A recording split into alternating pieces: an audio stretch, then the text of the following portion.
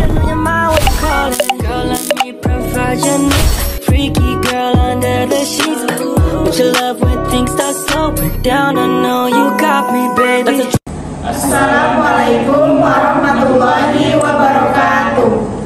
Di sini kami dari kelompok 6 yang beranggotakan saya Irwan Saleh Rahab, saya Sabrina Liza, Saya Wulan Sari, saya Suci Nabila, yang akan mempresentasikan hasil makalah kami yang berjudul Asumsi Klasik. Saya Wulan Sari sebagai pemateri utama ingin menjelaskan tentang pengertian asumsi klasik. A. Pengertian asumsi klasik. Dalam analisis regresi linear, khususnya yang menggunakan metode ordinary least squares atau OLS, terdapat sejumlah persyarat yang dikenal sebagai asumsi klasik. Asumsi-asumsi ini perlu dipenuhi agar hasil estimasi parameter regresi bersifat blue atau base linear unbiased estimator. Artinya, estimasi tersebut harus merupakan estimasi terbaik atau memilih variasi terkecil, linear dan tidak bias. Berikut adalah penjabaran lengkap dari masing-masing asumsi klasik. Pertama, ada linearitas hubungan antar variabel. Model regresi linear klasik mengasumsikan bahwa hubungan antara variabel independen X dan variabel dependen Y bersifat linear baik dalam parameter maupun dalam bentuk fungsional. Model dapat ditulis sebagai Y1 independen sama dengan beta 0 ditambah beta I, independen pertama ditambah beta 2 ditambah independen kedua ditambah beta X ditambah independen ditambah epsilon I. Yang kedua, tidak terdapat multikolinialitas sempurna. Asumsi ini menyatakan bahwa tidak boleh ada hubungan linear yang sempurna antara dua atau lebih variabel independen. Jika terjadi multikolinialitas sempurna, maka OLS tidak dapat menghitung estimasi parameter karena determinan matriks XS menjadi 0. Multikolinialitas tinggi juga menyebabkan variasi estimasi menjadi besar dan hasil estimasi menjadi tidak stabil. Determinan XX tidak sama dengan 0. Yang ketiga, error berdistribusi normal. Asumsi ini diperlukan terutama ketika ingin melakukan inferensi statistik uji T, uji F, dan interval kepercayaan. Dengan asumsi ini, residual mengikuti distribusi normal epsilon I N 0, sigma kuadrat. Distribusi normal dari error memastikan bahwa koefisien regresi juga mengikuti distribusi normal secara asimptotik. Yang keempat, tidak ada autokorelasi antar error. Autokorelasi terjadi ketika residual dari satu observasi berkorelasi dengan residual observasi lain.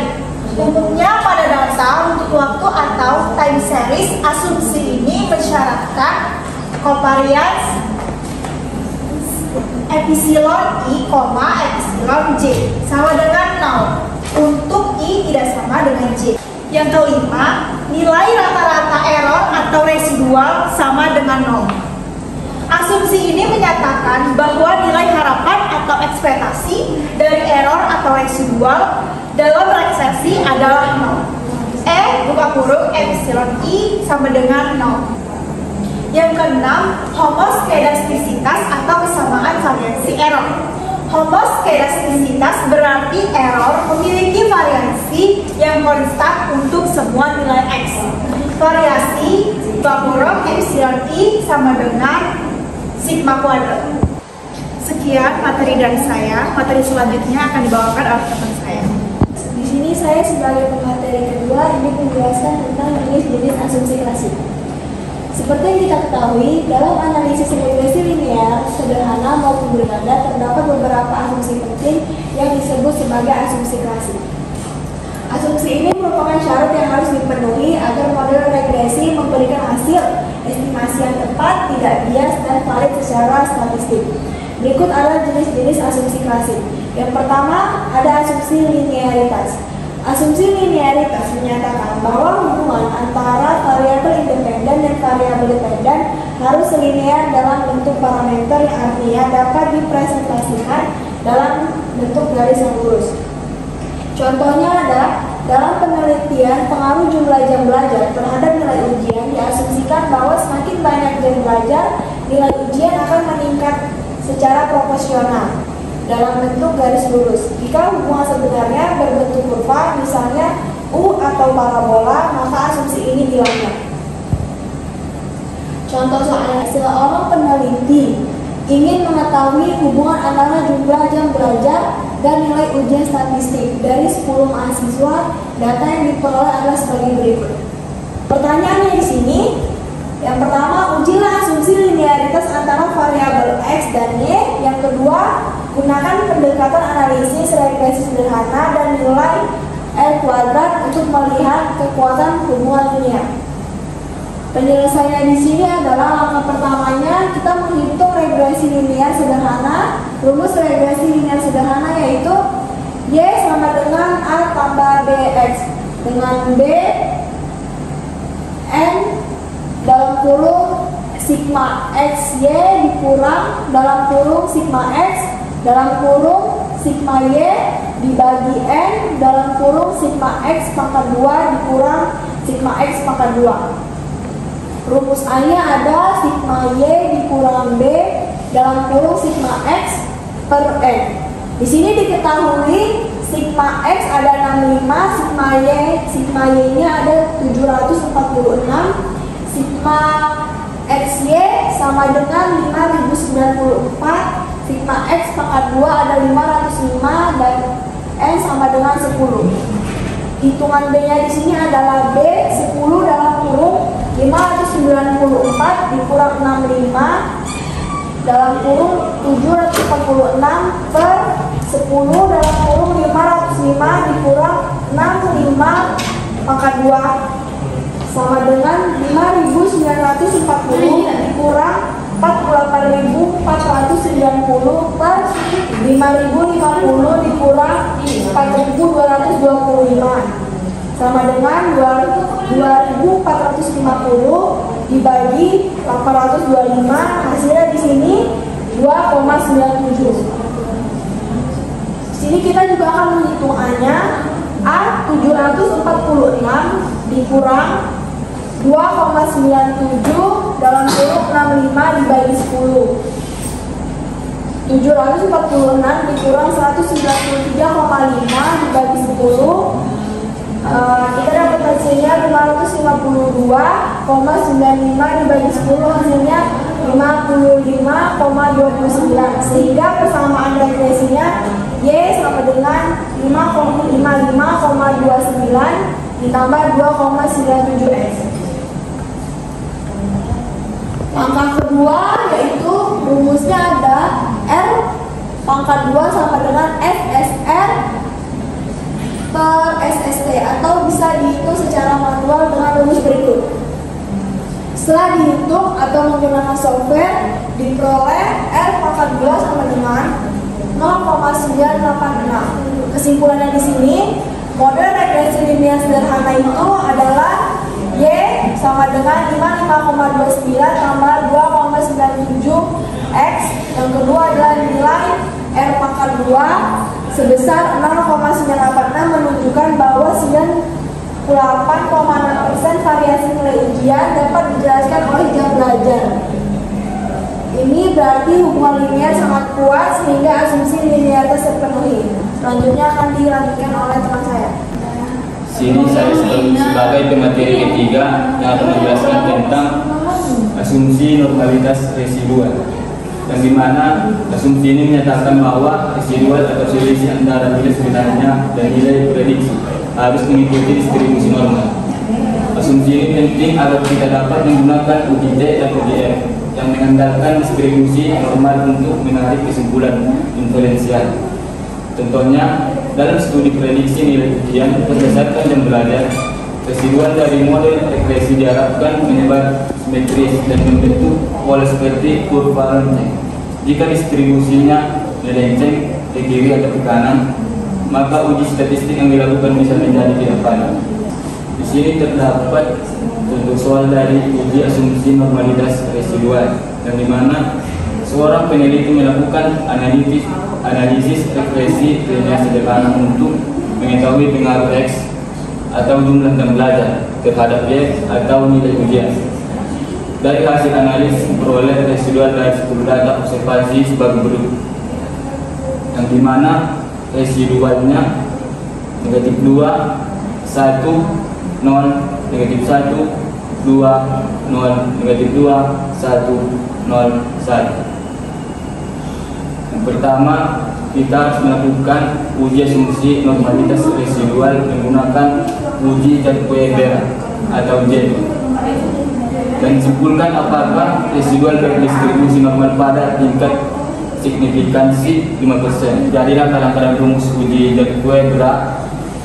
Yang pertama, rumus uji Jacques-Berat, yaitu JB sama dengan kurung M per 6 kali S pangkat S kuadrat tambah kurung dalam kurung K kurang 3 kuadrat per 4 tutup kurung, yang dimana keterangannya N sama dengan jumlah data, S sama dengan skewness, K sama dengan kurtosis.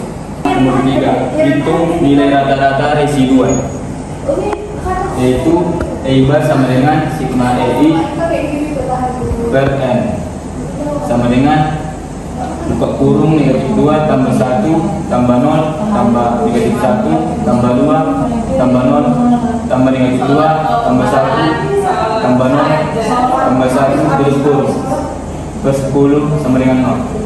Yang keempat, rumus skewness, yaitu S sama dengan buka kurung 1 per N tutup kurung kali sigma buka kurung E1 kurang E bar tutup kurung per S pangkat 3.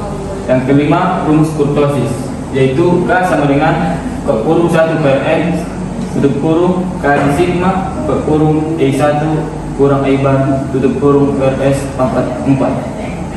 Yang keenam, rumus simpangan baku, yaitu S sama dengan akar per kurung 1 per N tutup kurung kali sigma buka kurung E kurang E bar tutup kurung kuadrat. Jadi jawaban dan perhitungannya, yang pertama rata-rata residual E bar sama dengan 0. Yang kedua simpangan baku, S sama dengan akar buka kurung 1 per 10 tutup kurung kali negatif 2 kuadrat tambah 1 kuadrat tambah 0 kuadrat tambah negatif 1 kuadrat tambah 2 kuadrat tambah 0 kuadrat tambah negatif 2 kuadrat tambah 1 kuadrat tambah 0 kuadrat tambah 1 kuadrat tutup kurung sama dengan akar 16 sama dengan akar buka kurung 16 per 10 tutup kurung sama dengan akar 1,6 sama dengan 1,26. Yang ketiga, skewness dan kurtosis, yang dimana skewness dalam kurung S sama dengan 0,0, kurtosis dan kurung K sama dengan 2,6. Dan yang keempat, nilai JB, yang dimana JB sama dengan buka kurung 10 per 6 tutup kurung kali 0 kuadrat tambah buka kurung 2,6 kurang 3 kuadrat per 4 tutup kurung sama dengan buka kurung 10 per 6 kali 0 tambah buka kurung 0,16 per 4 tutup kurung sama dengan 10 sama dengan buka kurung 10 per 6 tutup kurung kali 0,04 sama dengan 0,0667. Yang kelima, nilai kritis X kuadrat, buka kurung DF sama dengan 2,A sama dengan 0,05 tutup kurung, yang dimana X kuadrat buka kurung 0,05,2 tutup kurung sama dengan 5,991. Yang ke-6, keputusan. Karena JP sama dengan 0,0667 lebih kecil dari nilai kritis 5.991, maka gagal tolak HO. Jadi kesimpulannya, residual berdistribusi normal, sehingga asumsi normalitas residual terpenuhi. Cukup sekian penjelasan dari materi saya. Materi selanjutnya yang akan dijelaskan oleh kawan saya. Terima kasih. Baik, di sini saya akan melanjutkan materi yang akan saya jelaskan. Jadi ada yang ketiga ini ada asumsi homoskedastisitas. Homoskedastisitas ini berarti bahwa varian residual harus konstan pada setiap nilai variabel independen atau X. Jadi ketika varian residual ini berubah-ubah atau lebih besar di satu titik dan lebih kecil di titik lain, maka disebut heteroskedastisitas. Jadi contohnya itu dalam model pengaruh pendapatan terhadap pengeluaran, jika pada rumah Anda berpenghasilan tinggi residual lebih besar atau lebih banyak error, maka terjadi heteroskedastisitas. Ini membuat perhitungan standar error menjadi tidak akurat dan uji statistik menjadi menyesatkan. Jadi ada contoh soal. Yang pertama ada uji asumsi homoskedastisitas atau uji Gleiser. Jadi seorang peneliti ingin mengetahui apakah model regresi linear yang dibangun untuk memprediksi nilai ujian atau Y berdasarkan jumlah jam belajar X memenuhi asumsi homoskedastisitas. Berikut adalah data residual absolut dan prediktor X untuk 10 observasi. Jadi ini contohnya. Jadi lakukan uji Gleiser dengan meregresikan terhadap X dan tentukan apakah terdapat gejala heteroskedastisitas pada tingkat signifikansi 5% langkah-langkah dan rumus uji Gleiser. Jadi yang pertama ada model regresi Gleiser, yaitu E sama dengan A ditambah B beta X ditambah epsilon. Jadi keterangan itu E sama dengan nilai absolut residu, A sama dengan konstanta, beta sama dengan koefisien regresi, X sama dengan variabel prediktor, epsilon sama dengan error trim. Yang kedua ada uji signifikansi koefisien beta. Gunakan uji T sama dengan beta per SE dalam kurung beta. Bandingkan dengan nilai T tabel buka kurung TF sama dengan N kurang 2 tutup kurung. Jadi jawaban perhitungannya, langkah-langkah perhitungan regresinya itu E terhadap X yang menghasilkan persamaan regresi, yaitu sebagai berikut. E sama dengan 0,25 ditambah 0,10 X dengan output beta sama dengan 0,10, SE dalam kurung beta sama dengan 0,045, N sama dengan 10, DF sama dengan N kurang 2 sama dengan 8. Jadi tuan nilai T itu T sama dengan 0,10 per 0,045 sama dengan 2,22. Jadi nilai kritis T-nya A sama dengan 0,005,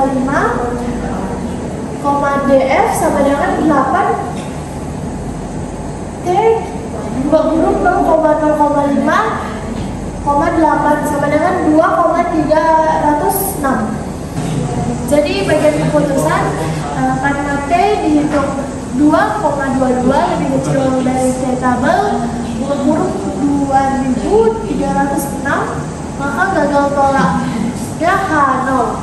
Jadi kesimpulan tidak terdapat gejala heteroskedastisitas. Dengan demikian, asumsi homoskedastisitas terpenuhi dengan dalam model regresi ini. Jadi dari semua kesimpulan di materi kami hari ini, asumsi klasik dalam regresi linear sederhana maupun berganda merupakan landasan utama yang harus dipenuhi agar model regresi dapat menghasilkan estimasi parameter yang baik. yaitu estimasi yang tidak bias atau unbiased, efisien, dan konsisten. Asumsi klasik ini merupakan tahap yang wajib dalam analisis regresi agar model yang dibangun memiliki kekuatan prediktif dan interpretasi yang tepat. Melalui pemahaman dan pengujian asumsi klasik secara mendalam, peneliti ini dapat mengambil langkah koreksi yang tepat apabila ditemukan pelanggaran, sehingga menghasilkan model regresi yang lebih baik dan dapat diandalkan untuk pengambilan keputusan maupun penelitian lebih lanjut. Cukup sekian penjelasan dari materi kami, kurang dan lebihnya kami mohon maaf. Wassalamualaikum Waalaikumsalam warahmatullahi wabarakatuh.